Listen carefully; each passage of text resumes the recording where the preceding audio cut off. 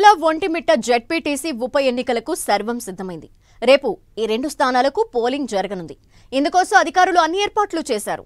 రేపు ఉదయం 7 గంటల నుంచి సాయంత్రం 5 గంటల వరకు పోలింగ్ జరగనుంది.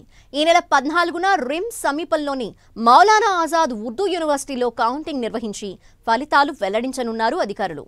ఈ ఎన్నికల్ని బ్యాలెట్ ద్వారా నిర్వహించేందుకు ఎన్నికల సంఘం సిద్ధమైంది. ఉప ఎన్నికల నేపథ్యంలో పోలీసులు భారీ బందోబస్తు ఏర్పాటు చేశారు. పులివెందులలో 15 ప్రాంతాలతో పాటు ఒంటిమిట్టలో 10 సమస్యాత్మక పోలింగ్ స్టేషన్స్ గుర్తించారు.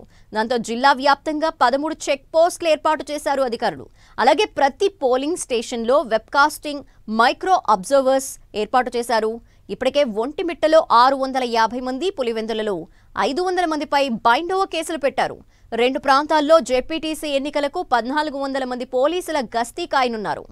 మరోవైపు పులివెందులలో 15 పోలింగ్ కేంద్రాలు ఉండగా 10,601 మంది ఓటర్లు తమ ఓటుని వినియోగించుకోనున్నారు. అలాగే ఒంటిమిట్టలో ఉన్న 30 పోలింగ్ కేంద్రాల్లో 24,606 మంది ఓటు వేయనున్నారు. వీరంతా బ్యాలెట్ పేపర్ మీద తమకి నచ్చిన అభ్యర్థికి ఓటు వేసి బలపరచనున్నారు.